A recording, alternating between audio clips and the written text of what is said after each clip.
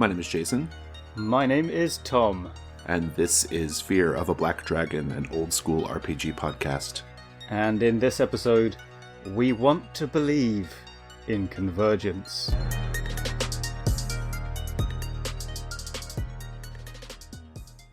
Our first segment is the basic crawl. Convergence is a 14-page adventure for the Delta Green campaign framework in Call of Cthulhu, first published by Pagan Publishing in The Unspeakable Oath Issue 7 in 1992, the year before The X-Files aired. The version we are reviewing is the one included in the Delta Green sourcebook published in 1997, also by Pagan Publishing. It was written by John Tynes with artwork by Dennis Detwiller. An overview. A young teenager from Groversville, Tennessee, Billy Ray Spivey, disappeared 8 days ago, but then returned a couple days later. He was confused and had no knowledge of what happened to him. 4 days ago, Billy Ray started having some kind of seizure, and when his dad tried to hold him down, he punched a hole through his chest. Billy Ray then went on the run. He was eventually stopped at a roadblock, but only after a cop put 4 bullets in him, which merely incapacitated him. He has been examined, and it seems his physiology has been tampered with. Delta Green have been sent in to investigate. Unbeknownst to Delta Green, the Mi-Go are in Groversville in the guise of a little gray men, conducting some studies. They have used a substance referred to in the module as protomatter to not only augment people like Billy Ray, but to also take over the consciousness of the town's population, to do some rather disturbing experiments on cows, and to turn the town's aldermen into a writhing mass of goo and limbs under their control. Now, as to the contents, the module starts with some basic information about the Mi-Go and poor Billy Ray Spivey.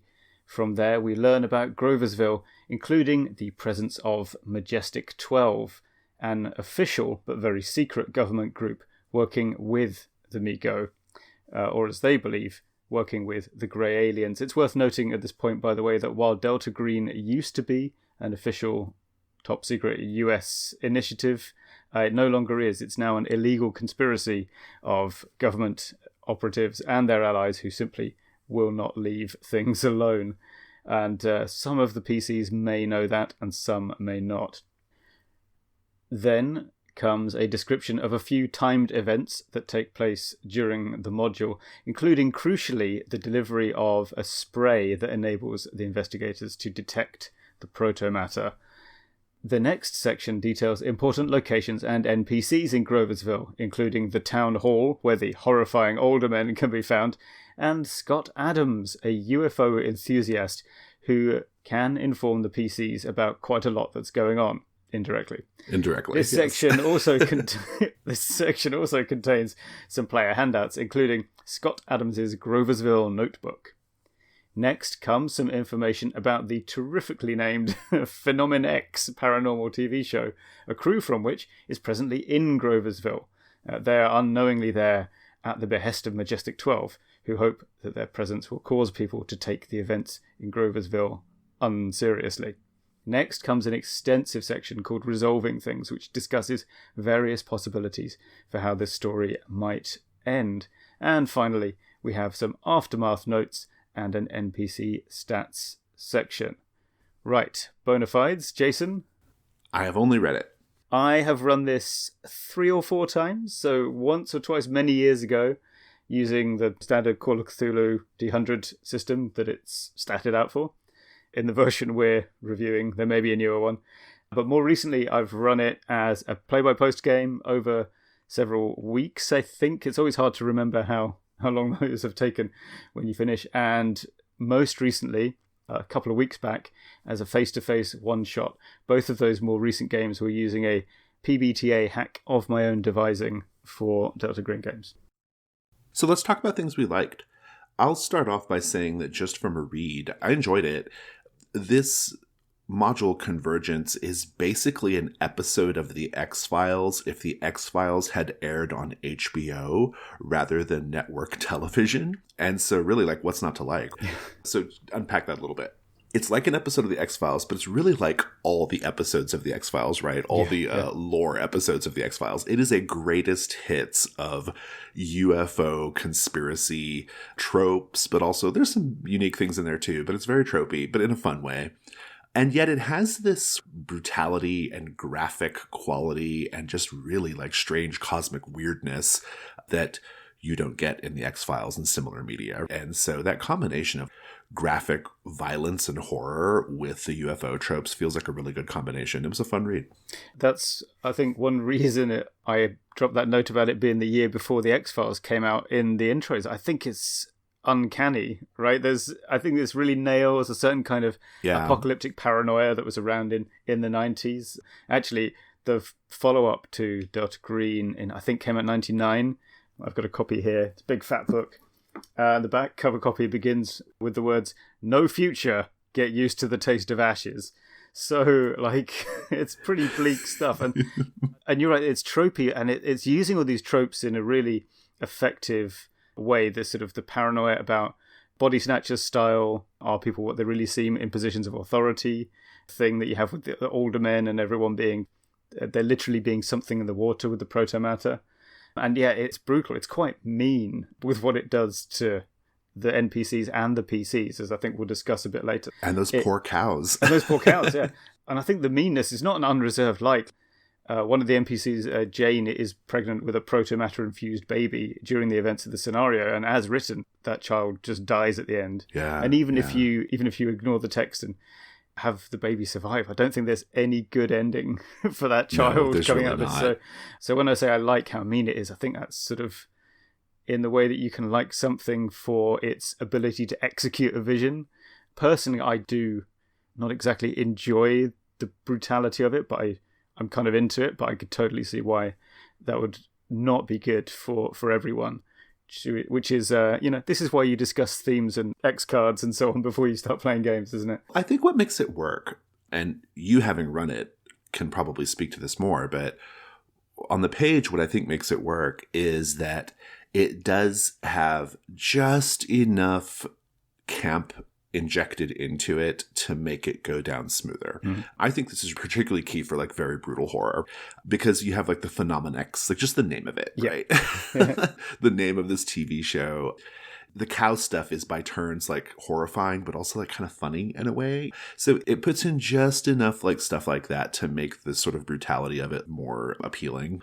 The very presence of Phenomenex, it's almost like the author winking at the reader and kind of letting you in on the joke, which I think is really important for something like this. Yeah, definitely. There's a sort of it's not exactly a running joke, but repeated references to the fact that the motel where you stay is Merle's Chateau and the bar is called Merle's. So there's just like one guy owns everything in a town, which I think is basically the setting of any episode of Knight Rider, isn't it? Right, yeah. That one horse town. That does add to the comedy, I think, because you're playing these characters who are coming in from out of town and they've already been primed to regard this place as a laughingstock. That's sort of mentioned in the text, that people have reported UFO sightings in and around Groversville for ages. And so, if anything, that should be emphasized more, because otherwise you sort of forget it until halfway through the scenario and then you have to drop it in. But yeah, I think the fact that you're encouraged not to take any of them that seriously at first does help. It helps, yeah. Well, also just this sort of more of a meta level, I guess. There's the basic irony that the Migo are there in the guise of little gray men. Yeah. There's just something like really, really deliciously ironic about that.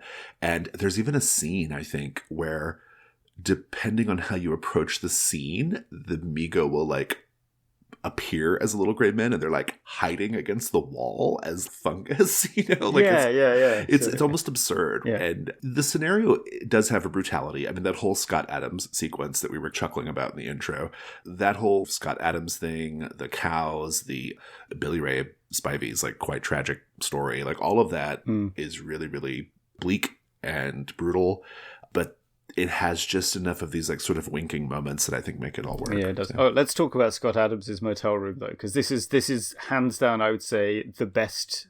It's the centerpiece of the whole module, and it doesn't seem like if someone describes it to you, like I'm about to do now, you'll think, "Oh, what's up with that?" So Scott Adams, the tragedy of him is he has shown up in town to investigate the sightings. He's done lots of good work, but he's been drinking the water. He's got the protomatter inside him, and that has enabled the Migo to, once they figure out that he's getting too close, well, first of all, he's like had to shutter himself inside because he's become hypersensitive to light and can't go out. And then they've just mind controlled him, made him get in the tub, slit his wrists and kill himself. Yeah. That's it. Yeah.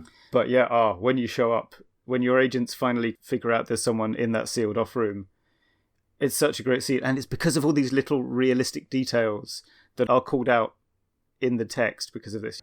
You open the door and there's no light on. You try and switch the light on, but he removed all the bulbs because he couldn't stand any light. Right. So it's still dark. And then the only thing you can do is kind of feel around in the darkness to pull a blanket down from the window. And then even then you've got to go into a darkened bathroom to find this body in the tub. Right. And then there's a bit of proto-matter in there that's in the tub. Right? Another horror movie trope, by the way. And disappears when you look away. And someone has to reach in and drain. Oh man, it's just so good. So good. It's a trope-laden scene in a lot of ways, but as we've talked about in previous episodes of the show, role-playing games love the tropes. Role-playing games love for things to be not so subtle, because in the role-playing game context, you have so many other things to manage in terms of cognitive load. You have so many other things vying for your attention that a little bit of like ham-handedness with the details almost is more effective. It comes across better and is in fact necessary in order to get everyone's headcanon as close as possible to the same. Yeah, and especially in inducing horror, here what it's doing is, we talk about the Cthulhu Dark system where you get told not to go somewhere, you see evidence of how dangerous it is to go somewhere, and then you have to go there. The tropes here are doing that for you. Exactly. We all know that 2 FBI agents, one of whom is not really an FBI agent, holding guns around a darkened doorway, looking into like that. We know that you're going to encounter something bad in there, but we also know that you have to go in. Right. Yeah. No, absolutely. Yeah. That particular part of the module has something that we both put in our notes, which is the author included a description of what happened during their playtesting of that scene. In particular, the part of the scene where you find Scott's body in the bathtub and there's the proto-matter and the bloody bathwater. And we both noted that we liked this like inclusion of the playtesting notes. We've seen this a couple of other times. It's always in older modules. It's never in the newer ones. But I can't figure out why the inclusion, I haven't been able to sort out like why I appreciate the inclusion of their playtesting notes. No, I think I do know why. It's because I was trying to work backwards from what if we didn't have it. Yeah. I think it's because it gives you an example of how to use the elements in the scene. Like the one that I definitely lifted every time I run this is that when you go in there, there's a bit of proto-matter on, unhelpfully for the audio audience, I'm gesturing towards my forehead now, on Adams's temple is a blob of proto-matter that is a different colour from the rest of his skin. So the characters look at that and they're just kind of going, what's up with that? And they're thinking about whether or not to touch it. And of course the GM, me, is just waiting for them to pay attention to something else, because in the example that they give, when they look away, the proto-matter moves and goes into the water. And then when they look back, it's missing. And that is an amazing reveal, and you desperately want it to happen. So there's that, and it mentions things the proto-matter can do that haven't been discussed elsewhere in the module. Just by giving the example of the scene of it, I think John Tynes had the matter kind of leap out of the bathwater into the barrel of an agent's gun, and it just dismantle it, right? Yeah. That says so much in just one sentence about possibilities for the proto-matter through the whole scenario, but especially here, that actually like a long description of how it works wouldn't really do. It's much better to have this just to lift from and to be inspired by it. You take on board the potential of the scene much more by seeing how it played out. You get to see some like fun ways, and that causes you to think about the rest of the scenario and like how you can maybe take your imagination and let it run wild. What sorts of things can happen in the scenario? What are the boundaries of the world? Yeah, like you said, it's better than just like a stat block. Yeah, there's something about the authenticity of it as well. Like I recently have finally published a Cthulhu Dark Adventure that I wrote a while back, where the investigators, it's called Career Opportunities, everybody, in good PDF stores everywhere, where the characters are in a punk band. And I did do one of these kind of in playtest this happened notes, because in one of the games, a character, stroke player, took exception to the Nazi alluding name of another band on the bill that night, which was a reference to, I mean, there genuinely was a band in 1970s London called London SS. Now, they weren't actually Nazis, but they thought, it'll shock people. Right. Yeah, I think Joe Strummer was in it.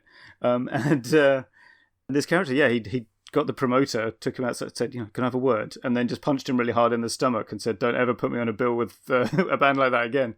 That had never occurred to me that anyone would do that while writing it. And I didn't want to lose that. But I also didn't want to have it just be like a little, here's some stuff that could happen. Maybe one of your players would like...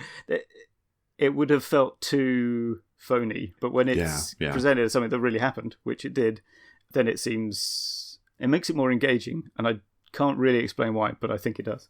Some kind of like more high-level things that I enjoyed about the module.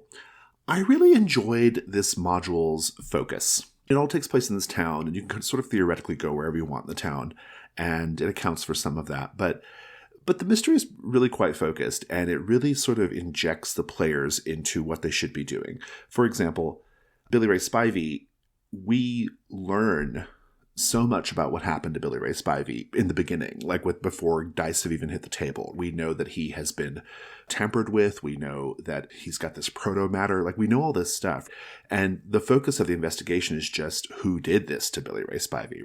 And I love that approach because I find in investigation and mystery games, which I have a lot to say about, but I won't here, but in investigation and mystery games, sometimes the sort of like more forensic or procedural types of investigation are boring or not good. So anytime you can sort of hand wave or just move past that parts of it, you should do it. Because in a role-playing game context, it's not necessarily like the scientific forensic part of the investigation that's fun. It's more the talking and the experiencing. Yeah. And I think that this module gets down to the talking and the experiencing and the vibe and the aesthetic. And it gets right to it. And I like that. You're so right. In the most recent run of this, I did, even during that bit when they're being brought in to see him, the players were already going, well, I bet he's had his muscle tissue replaced. Like, right, yeah. Right, yeah. Even then they're skipping ahead. It is well set up. It's very focused. It's in a quite limited physical area that you're free to wander around and investigate. And one thing I like is there's no breadcrumb trail of this clue leads to that clue leads to blah, blah, blah. Or rather, there are clues that lead to places, but all the things they point to are things you could also get if you just plug away at the knocking on doors and canvassing the neighbours. Have you seen this kid? Do you know what happened to him? Right, yeah. You could do it that way. You could brute force your way through the whole scenario. And in fact, while I was looking for something else on his website, I found this quote from the author from 2018 where he cites John Crow, who was one of the other 3 or 4 guys living in that rambling house in Pagan Publishing, who recognised this idea of using what John Tynes refers to as a narrative sandbox, which he did in his campaign Walker in the Wastes, which is the one to do with Ithaca, I think. So yeah, he describes it as like where the adventure consists primarily of character agendas and location descriptions. Because when you know what the NPCs want and you know the relevant locations, the actual scenes of the story can emerge organically from the actions of the players. If the players took an unexpected action, good or bad, the story could continue because the keeper understood the agendas and timetables of the NPCs. And that's exactly what we see in Convergence, isn't it? Timetables, locations, a couple of cool handouts. Right. And there you are. So it reminds me of The Secret of Castronegro. And I think, similarly, I think I could also run Convergence from memory as well. Like, even if you forget all the details. I had that feeling as well. You know, you've just got it. It's in your head. You can do it, yeah. Well, I sort of quasi-famously dislike Call of Cthulhu and sort of all of its trappings. Well, with good reason, if you ask me. Yeah. But I like this. I like the approach of this particular module. It's focused, but it also feels like the investigators can approach it however they want, you know, within some confines. And it goes down really smooth and easy. Like you said, you could run it from memory. I feel like I could too. I feel like I could like run it right now and be totally fine. Yeah. So, yeah. Other things. I don't have this in my notes, but I do want to comment about it. The module does do a good job of capturing some sort of like 90s sentiment. And one of the things that it actually does a pretty good job with that is maybe a little more understated is back in the early 90s, in the 80s and early 90s, we were really, Americans at least, were like really terrified of teenagers. We just were terrified of teenagers. Teenagers were just a thing to be feared. And you can see it in every part of culture.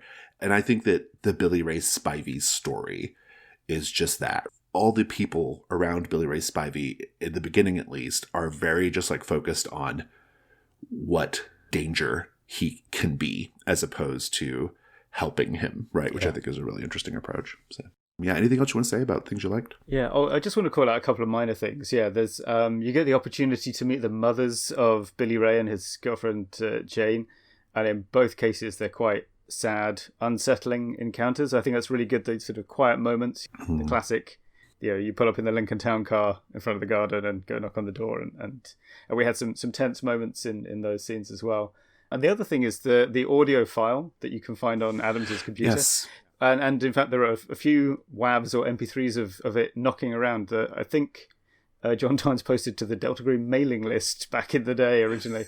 And it's quite good because it's not a red herring. It's also not at all helpful. It doesn't really tell you anything about what's happening, but it feels really so cool to listen to. Yeah, it's very totally atmospheric. It's great. Yeah. So it was a good thing to include. Well, let's go to questions that we had. You start. These are both really more of a heads up than a question. So the first one is, I mentioned already the idea of Groversville being a laughingstock. I think if you run this, you need to emphasize that way more before you arrive in town. Personally, last time I just did my best David Letterman doing a bit impersonation, like, Yeah. Hey Paul, you ever heard of Groversville? And then the other thing is, there's a bit, as written, when you go watching the skies for spooky lights at night, which everyone's going to do at some stage, right, and in the fields, the rules as written are, well, I don't quite understand. The question is, how did John Tynes think this was ever going to really work out at the table? Because it's very unlikely, if you bring the whole group, for them to ever see the floating lights. And in my experience, in the 90s and noughties, GMs were not generally encouraged to outright tell players, if you try again tomorrow, you might well see something, and you're just going to waste time. And that, of course, is the answer here. You need to just say, this is like a little mini game, and you've got to think about the timeline. But that's it. I think what would happen, and what I think did happen the first couple of times I ran it, is you go out there, you roll some dice, you don't see anything, you never try it again, and that's it. It's a self-created cul-de-sac, which is interesting. Yeah. I wonder how that would go over in a more modern approach to role-playing games or a modern system, but I think you just tell people what the possible outcomes are, wouldn't you? Yeah. Or you just let them see lights on the first night and be done with it. I mean. Yeah. My question is pretty straightforward. Did you do all the poop stuff? Yeah, good question. So to unpack that for the audience, so some context for the audience might be good. There is one of the events that's recommended to happen, and this is one of those borderline sketchy 90s GMing things, is one of the PCs gets kidnapped by the Mi-Go when they're alone, and surgically altered to have proto-matter organs and things. And the side effects include being, thirsty but not hungry, and they don't go to the toilet. Right. Now, this is something that in a one shot you don't really have time for it. Although I did use it a bit because there was one guy in the group who knew Delta Green stuff, and therefore I thought, okay, he was sort of cotton on very quickly. Mm-hmm. And he did. It was like towards the end of it's actually right towards the end of the session. So he just perceived it as the Mi-Go taking revenge on him, and he was like, those pricks. In a longer game, though, it does work because you can do that subtle kind of, okay, what are you having for breakfast? Oh, not you don't feel hungry. Gradually spool it out. But yeah, it's one of those things, it's a bit odd, and I think you could quite safely skip it in its entirety, because the fact is all of them are drinking the water because nobody is going to bring their own supplies. So everybody gets the sudden realization thing, and the kidnapped one is really just like that, turned up another notch. So I feel like it is maybe more effort than it's worth to really utilize completely. I didn't love that part of it, if I'm being honest. I didn't love the idea that a player character gets kidnapped while they're asleep. Yeah. The player has no control over it. The player isn't even told about it, until later. Like, I don't know, it just felt 90s role-playing to me. It's classic deprotagonization, isn't it? Yeah, total deprotagonization, and I was not here for it. No, I'm not there too. Okay. Let's go to the chain lightning round. Go ahead, Tom. A quote from the introduction. Thanks to the proto-matter in their brains, the family and friends of the older men are blissfully accepting of their loved one's constant absence. Oh, he's at work. We have these briefly aforementioned cows that have been tampered with via the proto-matter. And this quote says, laboratory analysis will reveal that the cow can still give milk, but the patch of replaced tissue will form and extend nipples for suckling by calves if nuzzled, and then will deliver milk as normal. There's an illustration on page 184 of the book, not the scenario, of a man with a gun, tense and alert, but not seeing the grey alien that is looking at him through a window behind him. But what about this has kind of haunted me since I first saw it about 20 years ago, is the caption. A smell like burning cardboard. This is something I said earlier, a quote from the book. The agents need to make sneak rolls to observe the Mi-Go from the loft without alerting the aliens to the agent's presence. If they succeed, they witness the Mi-Go in all their glory. If they fail, they see the Greys moving about instead. It's just a great moment in the module, and funny. The closing line of the scenario, and I'll note that the Derringer it mentions is the PC's Delta Green contact who brought them into this whole thing in the first place. So the closing line is, Billy Ray Spivey, should any of the agents ask Derringer, tried to escape and had to be killed. Like so much else in the world, this is a lie. And finally, one of the handouts is ravings of Scott Adams about some stuff that's going on. And what I like about this handout is it's done in this very, very rambling, low punctuation style and lots of misspellings, which I think does a good job of conveying the trope. Let's move on to the expert delve. It's the expert delve. Tom, this one is pretty much on you. All the notes are yours. Yeah. You have titled it Zooming Out and Fantasy Procedurals. I think you should unpack the title first. Yes, I should. What are we actually talking about? These are sort of two, well, mostly unrelated, but in the case of Convergence, and I think quite often in play, congruent things. Zooming out simply means the idea of doing things in less detail, taking an abstract view of things, maybe making the action that you're describing be, oh, and what happens over the next 2 weeks? Let's discuss that now. It's the travel montage. Yeah, that kind of thing. And then fantasy procedurals, well, I suppose it's procedurals in general, so taking its name from the police procedural as a genre, the sequences or the parts of gameplay where we focus on the craft of what characters are doing. So that might be investigators running tests and going through archives to find things out. It might be a band of magical adventurers trekking across the wilderness, focusing on not so much the cool stuff and visuals, but things like how they packed their backpacks and the careful precautions they take, that kind of thing. So, yeah, let's talk about procedurals first. Like, the first question to put and then answer here is, why would you do this? Why do we want to concern ourselves with the specifics of how PCs are doing things? And the answer, of course, is, first of all, a lot of the time we don't want to do that. These sequences are important for certain kinds of characters or certain kinds of game styles. So, like in a classic D&D party, your rangers or wizards or clerics, those are the characters that probably want to do procedural bits, like talking about how they're tracking and looking at where the moss is on one side of the tree, or the wizard talking about, the incantations and spellbooks. Your standard fighter, not so much, right? They're a sword-swinging, fast-living kind of character. They don't need to go into this detail. But sometimes, if the whole group wants to do this kind of thing, then they do. The benefits for the individual are, I think there are two main things. First is sort of what you could call experience, or maybe education if it's learning about something in the real world. So understanding and experiencing, well, part of someone else's life or of a fictional life, but specifically the part that you can experience through a role-playing game. So for example, Night Witches, you don't learn what it feels like to have the cold wind biting your face as you're flying a biplane. It doesn't tell you how to fly a plane. It won't help you memorize wingspans of different planes, but it does teach you about the rhythms of life in an air force, specifically the Soviet World War II Air Force, but this whole day and night cycle. Luka Reitz's game, scenario, Long Winter, it gamifies the concerns and decisions of people trekking through mountains in a cold climate.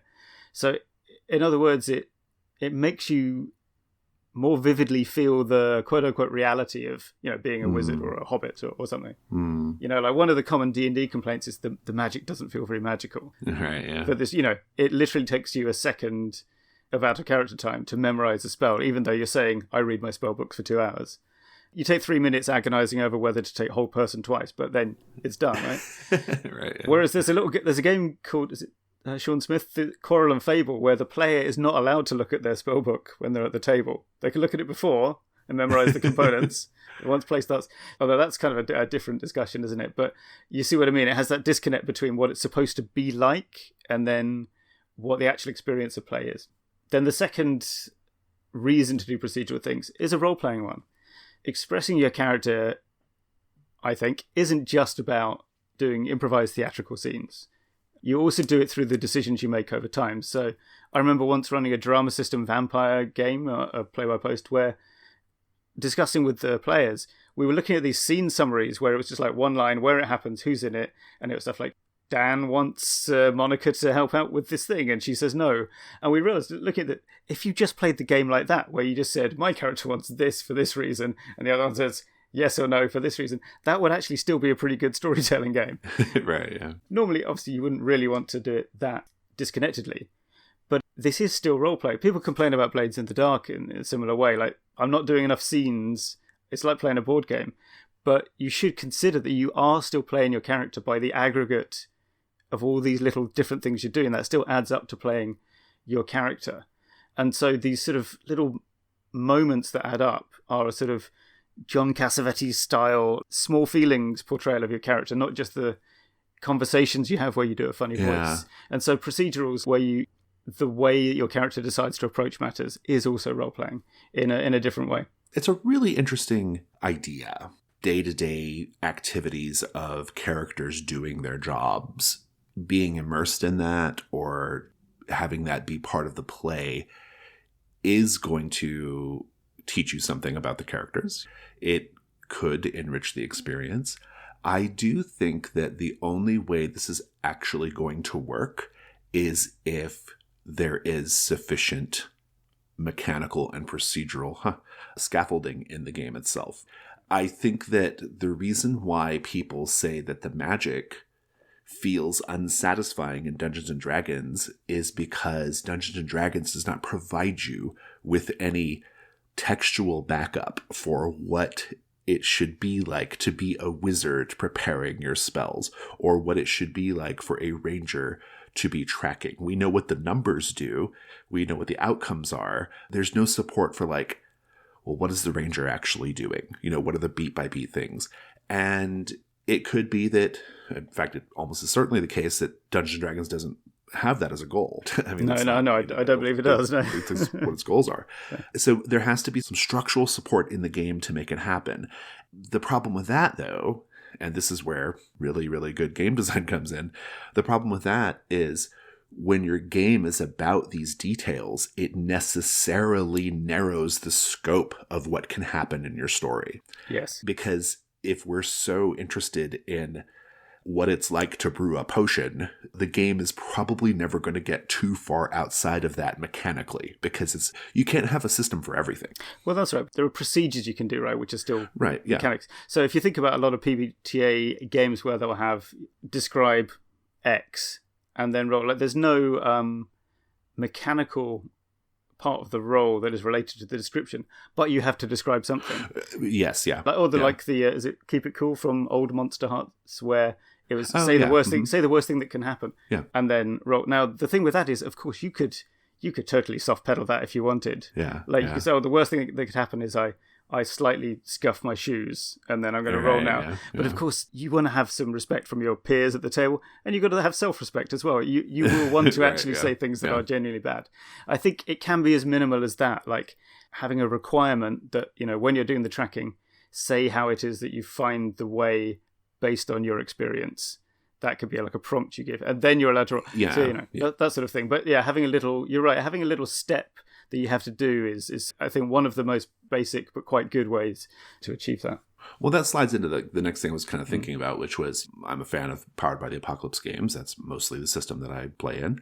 And the convention in playing Powered by the Apocalypse games, although it is a convention of play, it's not actually really in the rules of any of these games, is that you narrate what you're doing, that triggers the move, and then based off the die result, someone has narrative authority to say like what happens as a result of the move. And the sort of convention of play is that the keeper, or the GM rather, or the MC, whatever, says to the player, okay, you got a 10 plus, describe what that looks like. Yep. Describe it. That's not actually how Apocalypse World is written, worth pointing out. That's just something that the community has done. But it's good because what it does is it forces the players to engage with the details of what they're doing. And I think that that's kind of what you're talking about, right? Yeah, and actually you're right. I've been running Apocalypse World recently, and this has been great for those 10 pluses in particular are perfect. You're so right. Describe how it works, because at that point, the guy playing the gunlugger starts to go on about his weapons for like 3 minutes straight, which could be boring, but usually isn't, because the other thing is to make sure the player is at least quite interested in the thing that a character does. Well, I think what makes it work is the fact that you had to like trigger the move. Yeah. You had to say as a player, I am taking the action, I am doing the thing that is going to cause the mechanics to kick in. And so you're already, by the time you get to the point of describing the actual details of what you're doing, you have framed yourself up pretty tightly, right? Yeah, because you've said the action that you're doing. You don't really have any space to go off into a lot of excessive detail, which I think is great. That's true as well. One important thing to note, though, is that, it shouldn't be, in my opinion, that it's a test of player knowledge. That's a different kind of game. So, for example, your character who is a sailor knows that when they tie off the sheet on the halyard of the ship, they shouldn't tie it off. They should just do a figure eight twice, and that's enough. But you, the player, you know that now because I just told you, but the player doesn't need to know that. The sailor character knows that. So it's enough to, and this is where we're going to segue smoothly into zooming out soon. It's enough to say, I do it properly, right? I do it the right way. If you don't literally know the details, then you just do it. I go for the safe option, or I go for the risky but quick option. Yeah. That's the level of detail that you, in a way, is what you really need to know. When you see things like CSI, when they're using the technobabble bits, what they're actually doing is expressing that something is going to be slow or quick or dangerous. And then usually someone will go, isn't that quite slow and dangerous? And they'll go, yeah, but if I do it the fast way, and they discuss what they kind of give you the out of character version of what they're discussing. That does bring me to zooming out quite nicely. The idea of zooming out is not one that people gravitate towards. And I think we all feel the pull during role-playing games to get into way too much detail about stuff. And it's very good to keep in the back of your mind not to do that. One is for the reason I mentioned, right? You are not your character, and you don't know things that your character knows. And it can be disappointing sometimes when you fall into the gap between those two things. One of the principles in my game, Revolution Comes to the Kingdom, it's my second plug in this episode for a thing, is to zoom out as far as possible, like at all times. And the reason for that is because it's a game about people who are supposedly pretty good at what they do, and to avoid getting jammed into the details. When I ran Convergence most recently, players bought in really well when early on I said, we don't need to know what kind of tests they ran back at the lab to bring you this compound that you can spray on things.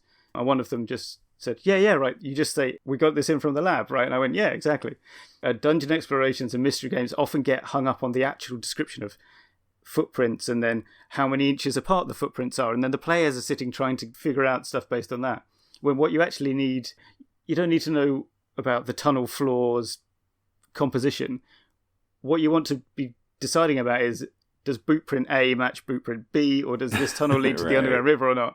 And this, in a way, is less to do with getting into too much detail or with the character-player knowledge gap, and more about falling into the gap between what one person at the table is imagining and can describe and what the others can get from it. Like the room I'm sitting in right now, I could describe to you, Jason, in considerable detail with to-the-millimeter measurements. And even if you're the most visual imagination person in the world, I still have a better idea of if I could stand up right now and reach this overhead cupboard without a ladder. Right, yeah. The answer is yes, by the way, but not if I want anything from the back of the cupboard. Because the characters who are in the scene have an instinctive knowledge of what's going on, and the players just never will. So that is one reason to do it, for detail within a scene. And then when we talk about covering large amounts of time, in Convergence, we kind of agreed at the table. Every time you do one thing, it takes a morning, an afternoon, or an evening in the day. And that's how we keep moving forward. Because, and especially in investigative games, you have this problem of the busy investigator, where hyperactive PCs are doing everything in a matter of hours within the game and not stopping. Right. It happens in city-based fantasy a lot as well. You never get that kind of thing where you're sitting in the diner going, well, we've been in Twin Peaks for a week now. We haven't made any progress. It just, everything feels really rushed. So, you want to set that expectation that things are happening off screen, you're taking breaks or doing some paperwork, which is also the 10-minute dungeon turn in classic D&D. Yeah. It takes 10 minutes to do this because there's lots of other stuff going on. Lots of other things going on that we don't see on screen. That we don't bother ourselves with, Yeah. Another way I did that time segment just last weekend, by the way, in Cyberpunk 2020, was I just kept asking what the characters were having for lunch or dinner or breakfast, and they toured Night City's food trucks in possibly more detail than we should have gone into, coincidentally. But so it's really to do with that idea of, firstly, kind of realistic procedural elements, like they don't just get everything done within a matter of hours. And also just the sensation of time passing, which is often so important to how your emerging story feels. I agree 100%. And when I was designing my game, The Between, which is about monster hunters in Victorian-era London, inspired by Penny Dreadful, I designed around this, right? Like I literally designed the game to avoid this tendency of, okay, we know what the mystery is, and we're going to go knock it out in 2 in-game hours because we are hitting it so hard and we're not doing anything else. Because that's not how the story goes, right? The story is not that. The story is more spaced out. They're talking to each other. They're being angsty and bored in parlors, right? Because it's the Victorian era or whatever, right? Like they are doing their lives and also investigating things, and it spreads out. And so in the game, it's structured with day and night phases, and there are limitations on what you can get done during those phases. And it doesn't mean that like nothing else is happening in their fiction. It just means we're only focused on the bits that are important to us.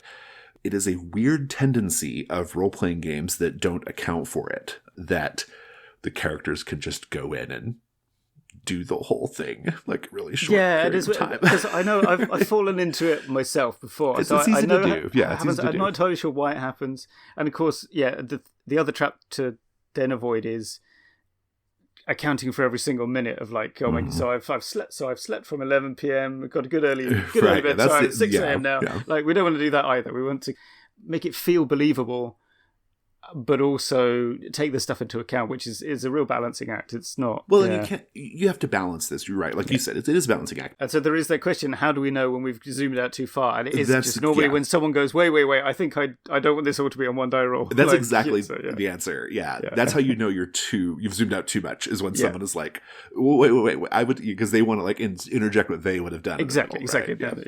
Yeah. I think the game you're playing has a big effect on this. In some games, you do handle great big, huge swathes of time with a single interaction of the mechanics or the dice or whatever, like Microscope, for example, or some game like that.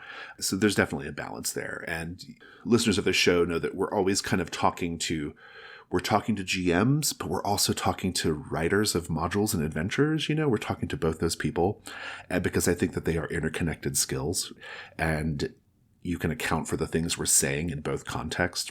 For GMs, it's just a matter of practice makes perfect. You have to, if you're playing a system that gives you the space to zoom in or zoom out, you just have to kind of get a sense for what your group's tolerances are, sort of what the expectations of the game are, and sort of the story you're telling and how you want the narrative to be paced out. As a writer of modules and of games, you can account for it. Like your little trick, the way you run Convergence, which is to say every action is essentially a segment of the day. You can write it that way, right? You can just say, you can just put in the text, this is how it goes. Well, is there anything else you want to say about this topic? No, I think we've covered it pretty well. Fantastic. Well, let's go to the companion adventures. All right. It's the companion adventures. Let's just get X-Files out of the way. Yeah, X-Files. Yeah, done. I actually have a specific X-Files recommendation. The Deep Throat episode of the X-Files, which is helpfully the second episode of the series, is really good for this because first of all, it's the sort of quintessential conspiracy episode of the X-Files. It really is like the template for what would come later in the show. And it includes someone who went missing in a town and then came back, and they were missing because of some government-related experiments and conspiracies. If you have not watched the X-Files for some reason, you want to give it a go, this is also a very early episode, so you can kind of get right in. Yeah, there's actually, the episode before this one is also an alien conspiracy episode, but it's a pilot episode, and it's a little bit more attenuated. The second one is much more like where the show is going. Quick mandatory reference to Twin Peaks, although we may have already covered that earlier. I also want to mention Dark Skies, a show that only got made because the X-Files was successful, but is also, I thought, pretty good. And for some references to things in this episode of the podcast, it's sort of like the X-Files, but it's set in the 60s, and it's set in all of the 60s. And it involves real-life figures like JFK and whoever else, often with gaps of months or years between episodes. So, like, episode 6 is like a year after episode 5, that kind of thing. And it sort of features this body snatcher type alien threat called the Hive. So there's lots of paranoia about who has and hasn't been hived and turned into one of them. And Majestic 12 is in it. I think the main character works for them for a while, and it's good stuff. And I think only one season, so manageable to watch it as well. Yeah. Let's do audio stuff. I have a podcast. I know you have some music. My podcast recommendation is going to be Limetown, which is a horror audio drama from 2015. That was the first season, at least. I think they did a second season in 2018, but I haven't listened to the second season yet because I didn't know it existed until I was getting this companion adventure ready. But the first season is incredible. And the reason why I like it here as a companion adventure is because it's about this town. It's about a large town-wide experiment going on. It does involve the government and shadowy figures. And yeah, it's great. It has a really, really stellar cast, for one thing, for a podcast. So the production values are super high. It's presented as this serial style radio documentary, right? Which is really great. And the first 2 episodes are good, but they're very much just sort of laying the foundation for what's to come. You get to that third episode is fucking horrifying. Like, if you put that on and listen to it in the dark, your heart rate will go up. It is fucking scary. So if you want like a legit scary thing, this is a good one. Limetown. Yeah, very nice. My audio thing is, quick side mention for the Lovecraft Mysteries radio, which is presented as a serial-style podcast as well, which is adaptations of different Lovecraft stories in the modern day. Oh, that BBC series. Yeah, it's good. Yeah, right? it's good. Yeah.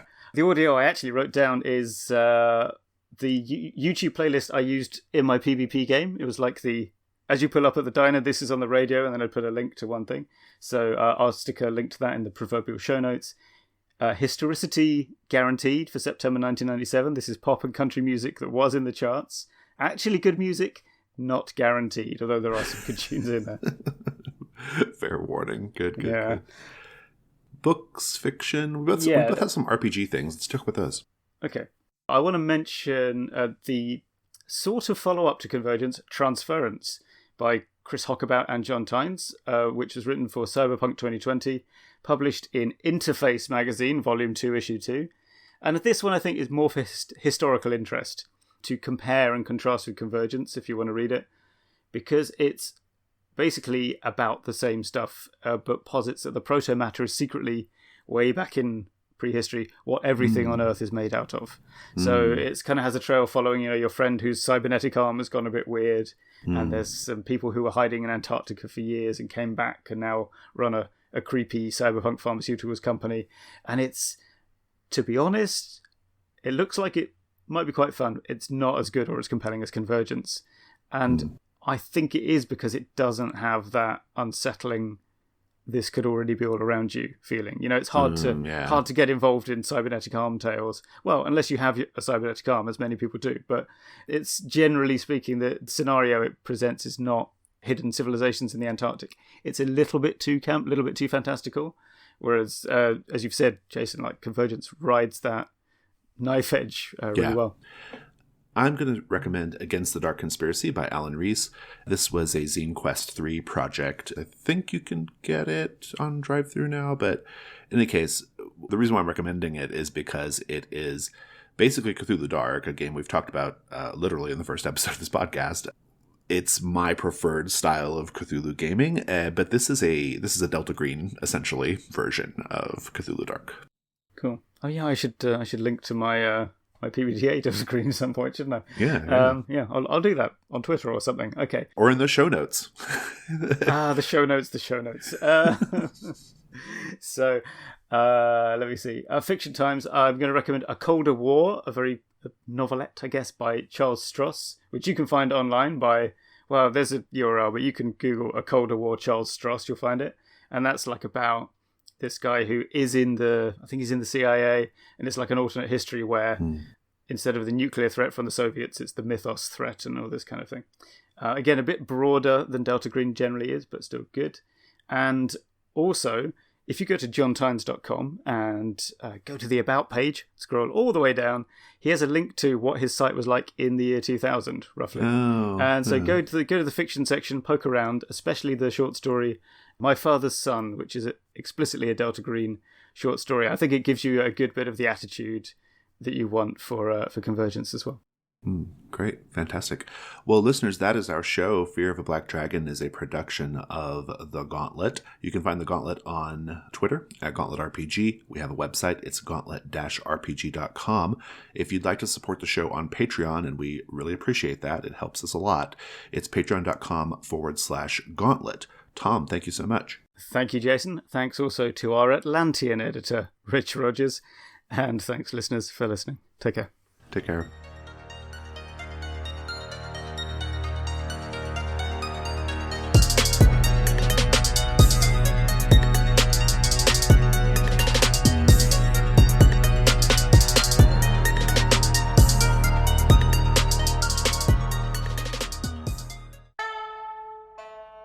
Listeners, we want to let you know that Hearts of Wulin, our PBTA game of wuxia melodrama, is now available as a PDF on DriveThruRPG.